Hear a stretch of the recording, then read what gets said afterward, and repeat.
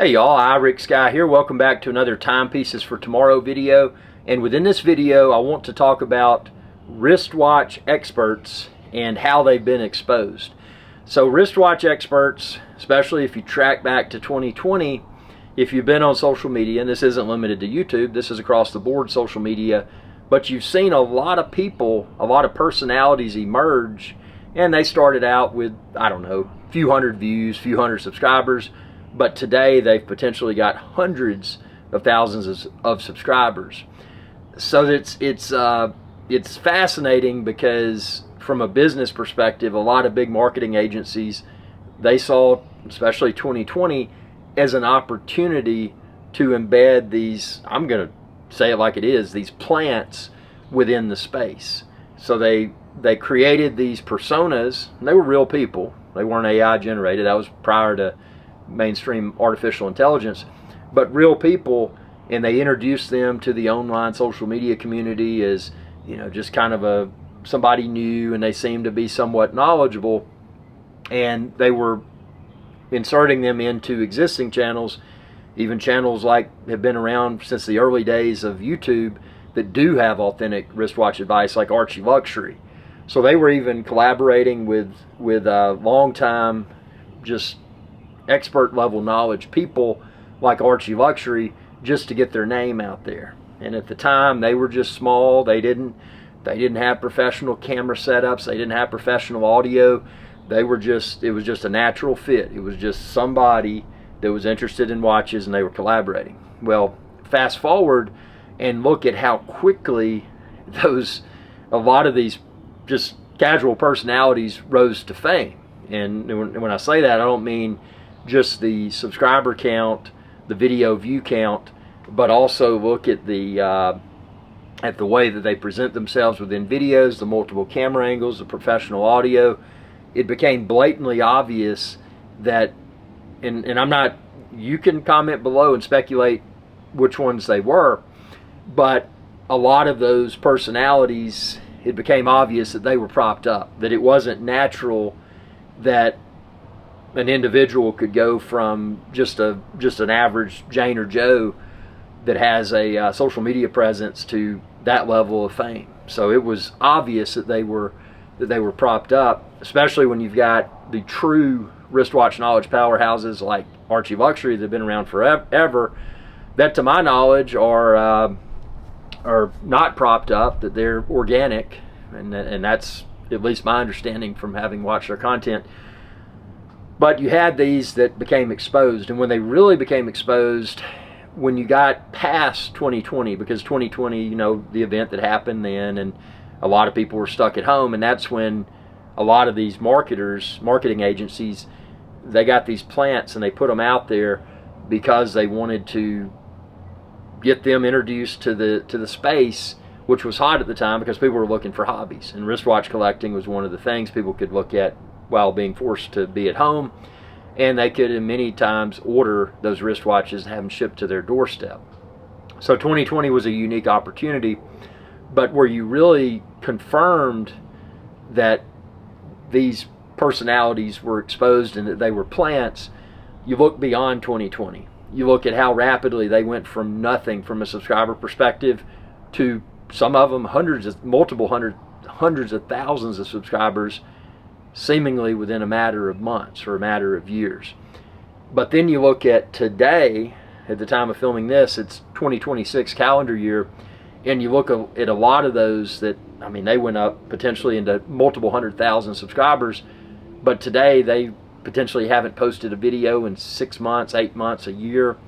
So it's obvious to see that they were plants, they were put into the space, they were pumped up by whatever marketing agency or agencies, and then the ship sailed. Because now, this is not 2020 anymore. 2026, economically speaking, is a completely different climate. And in 2026, because of the events that led up to this, what were once affordable wristwatches, now they're priced through the stratosphere. So most people don't have the disposable now to invest in the hobby, and most people don't have the desire because the price points have become so inflated because of perceived shortages, And a lot of it too, social media promoting particular watch brands and watch references and creating perceived shortages. So it's just been a perfect storm. And the masses that weren't true wristwatch collectors, people that came in, they wanted something to do during 2020, a lot of those have lost interest. The old-timey wristwatch collector community, a lot of them have pivoted. They put the wristwatch collecting on pause because at least currently it's not affordable. And again, multiple factors led to the inaffordability of the wristwatch collecting hobby. And a lot of those old-time collectors, they don't want to buy the lower tier brands just because they may be somewhat affordable. They want to wait and see what happens, and if the good stuff becomes affordable again. But that's how the wristwatch experts, and this is any social media platform, you can look around just as a curiosity, take what I just said, and you'll be able to find them. And it's frustrating because a lot of people saw it. They saw it in the beginning.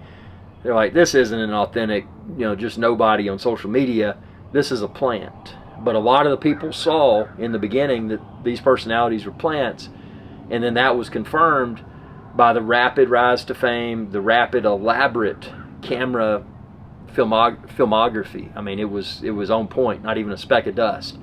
The pristine audio, the multiple camera angles. I mean, it became immediately obvious that this wasn't a Jane or a Joe producing wristwatch videos. These individuals were propped up. No, nothing wrong with that. Good for them. But it did expose a lot of these watch expert channels. So the reason I'm posting this video is not to point a finger at individual wristwatch content creators, but to point a finger at the space as a whole. Don't assume that just because a personality online has potentially hundreds of thousands of subscribers that they know anything about wristwatches. The safe assumption is that they are probably being fed opinions to relay throughout their social media channels. So don't assume that just because of the perceived level of prestige that individual on social media has, that it's good information. And I say that because I've been involved in wristwatch collecting way before social media even existed. So I mean, I go way back. Not saying that my level of knowledge is any better, but I will say that out of all the channels, and this probably irritates some people, the one channel that I know I can always get unfiltered wristwatch advice is Archie Luxury. I mean, he's been here since the beginning, before wristwatch collecting was even a hobby for the masses. But he brought a lot of super collectors together, and it was just a plethora of quality wristwatch knowledge. So you felt more confident because at that time wristwatches were affordable and one could haggle for discounts, and most any authorized dealer would have most every reference of that brand's wristwatch. So it was a different space then.